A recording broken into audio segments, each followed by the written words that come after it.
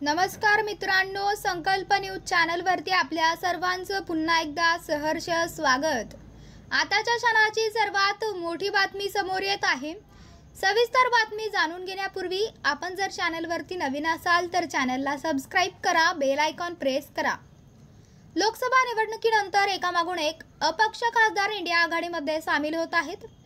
अशाच वेळी इंडिया आघाडीसाठी आणखी एक आनंदाची बातमी आता समोर येत आहे। 15 खासदार असलेला आणखी एक मोठा पक्ष इंडिया आघाडीमध्ये सामील होण्याची तयारीत असल्याचे दिसत आहे।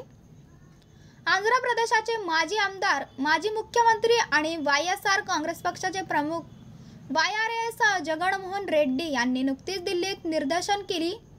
राज्यात अलीकडेच सत्तेत आलेल्या तेलुगू देसम पक्षाच्या सरकारने आपल्या पक्षाविरोधात हिंसक भूमिका घेतल्याचा आरोप त्यांनी केला आहे।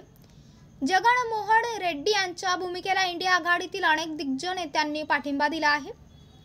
त्यामुळे हा पक्ष इंडिया आघाडीसोबत येण्याचे संकेत मिळत आहेत। वायएसआर काँग्रेस पक्षाचे जगनमोहन रेड्डी यांनी आंध्र प्रदेशातील सत्ताधारी तेलुगू देसम पक्षाच्या सरकारविरोधात दिल्लीत निदर्शने केली। यावेळी समाजवादी पक्षाचे प्रमुख अखिलेश यादव यांनी रेड्डी यांच्या निदर्शनात सहभाग घेऊन त्यांना पाठिंबा दिला।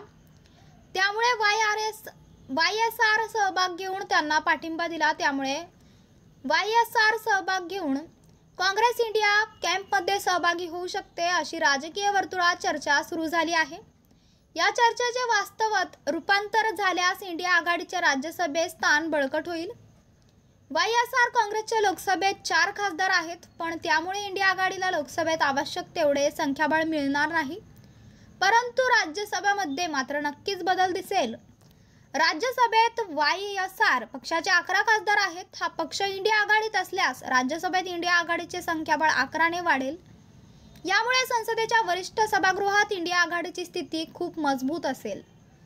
राज्यसभेत एकूण 245 जागा आहेत, परंतु 19 जागा रिक्त असल्याने संसदेच्या उच्च सभागृहाचे एकूण संख्याबळ सध्या 226 इतके आहे।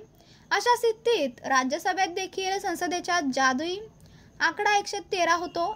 सध्या राज्यसभेत भारतीय जनता पक्षाच्या नेतृत्वाखालील इंडिया आघाडीला बहुमतांच्या आकड्यापेक्षा 13 जागा कमी आहेत। राज्यसभेत भाजपाच्या 86 जागा असून एनडीएचे एकूण 101 खासदार आहेत, तर विरोधी भारत आघाडीचे राज्यसभेत 87 खासदार आहेत। त्यापैकी 26 काँग्रेसचे आणि 13 तृणमूल काँग्रेसचे आहेत। राज्यसभेत आम आदमी पार्टी आणि द्रमुकचे प्रत्येकी 10 खासदार आहेत। अशा वेळी वायएसआर काँग्रेस इंडिया आघाडीत सामील झाल्यास विरोधी आघाडीच्या एकूण खासदारांची संख्या 98 वर पोहोचेल। यामुळे मोदी सरकारला राज्यसभेत कोणतेही विधेयकीय मंजूर करणे फार कठीण जाऊ शकते। तर मित्रांनो, आपल्याला काय वाटते? आपली प्रतिक्रिया आम्हाला कमेंट बॉक्सच्या माध्यमातून नक्कीच कळवा आणि चॅनलला आणखी सबस्क्राइब केलं नसेल तर चॅनलला सबस्क्राइब करा, बेल आयकॉन प्रेस करा, जेणेकरून असेच नवनवीन व्हिडिओ व चालू राजकीय घडामोडी सर्वप्रथम आपल्याला या चॅनलवरती बघायला मिळतील।